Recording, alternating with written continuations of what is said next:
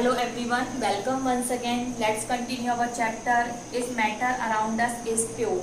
In last video, we have classified matter on the basis of chemical property into two categories, pure matter and impure matter. Impure matter can also be called as mixture because mixture and impure matter have same definition.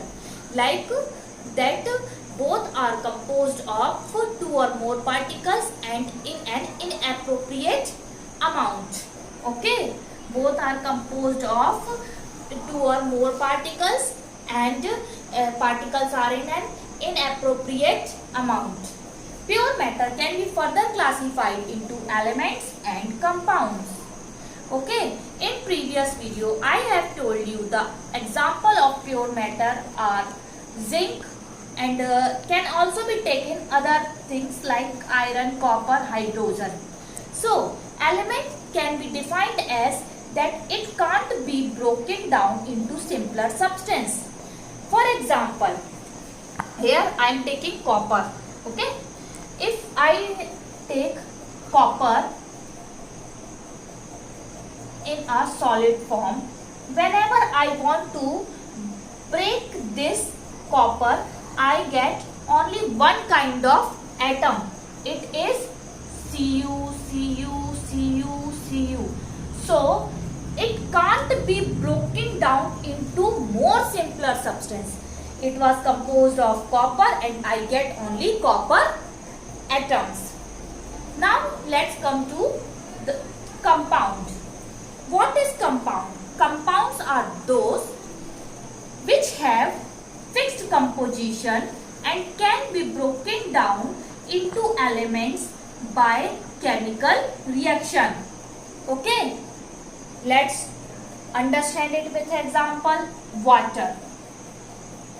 Whenever I take water, I get only one type of molecule, H2O, H2O, H2O, H2O. Okay, so its composition is fixed, H2O, H2O, H2O. Okay, it is clear?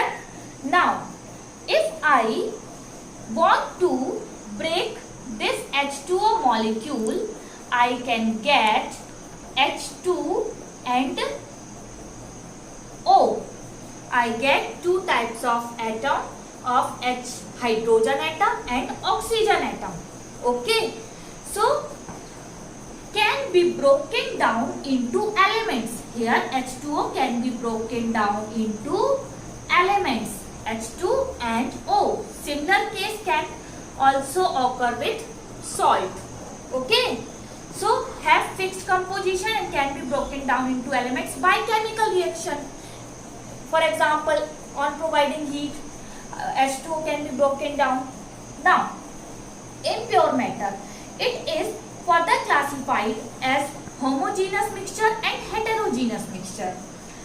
Let's understand it with the help of example again. Suppose I have taken water and adding sugar in this water.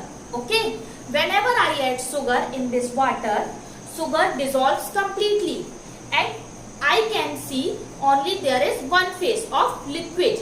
Only there is one phase of liquid because sugar get dissolved and it is not appearing that it is present in water. Okay, so it is of uniform composition. Uniform composition because I can see only one phase. What phase? It is liquid phase. Heterogeneous mixture. Here let's again take the example. If I add sand in the water, after some time there is separation of sand and water. Sand collect in the bottom of the tub and water collect in the upper surface. Okay, water collect in the upper surface. Here I can see two phases. What? Two phases. A solid phase of sand and a liquid phase of water. So it can be concluded that it has non-uniform composition. What? It has non-uniform composition.